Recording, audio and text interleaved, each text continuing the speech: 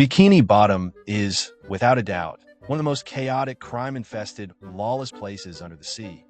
At first glance, it looks like a charming little underwater town with friendly sea creatures, a bustling fast food industry, and a quirky sense of humor. But if you take a closer look, if you actually live there, you'd quickly realize that this town is a complete nightmare. It's a place where crime is rampant, where criminals face little to no consequences, and where law enforcement is either grossly incompetent or outright corrupt. The only way to truly be safe in Bikini Bottom is to either be too dumb to notice the crime around you, or to be so dangerous yourself that no one dares to mess with you. Let's start with the obvious criminal who has attempted grand larceny, identity theft, fraud, home invasion, and countless other crimes for years, and yet he's still walking free. That's right, Plankton. This one-eyed, inch-tall menace has tried to steal the Krabby Patty formula more times than anyone can count, using increasingly elaborate and illegal methods.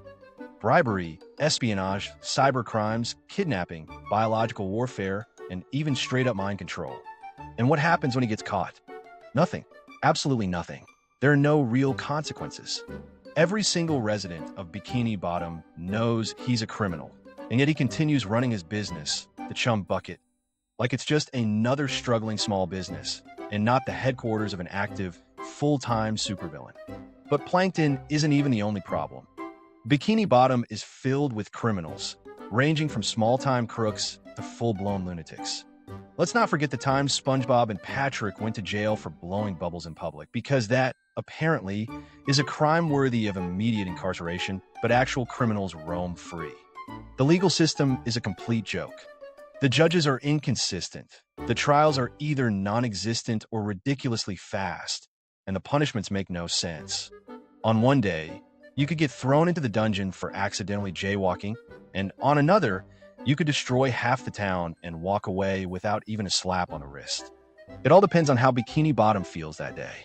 Speaking of the town itself, Bikini Bottom is literally destroyed on a weekly basis, and nobody does anything about it.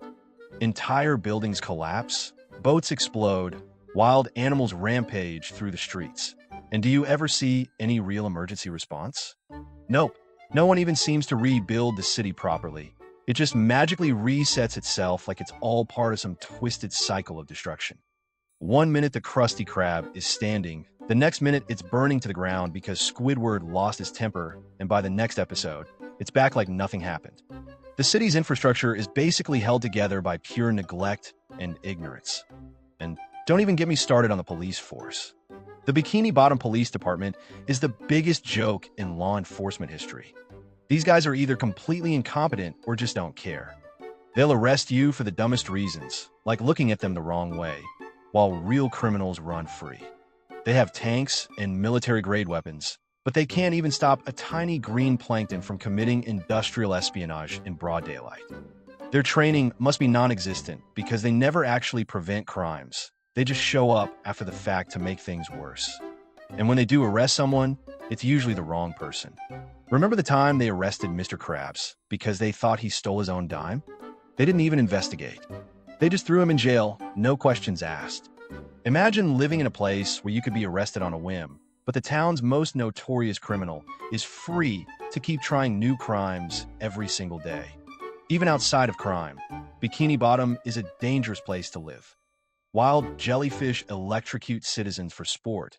Giant sea monsters casually wander into town. And let's not forget the hash-slinging slasher, the Flying Dutchman,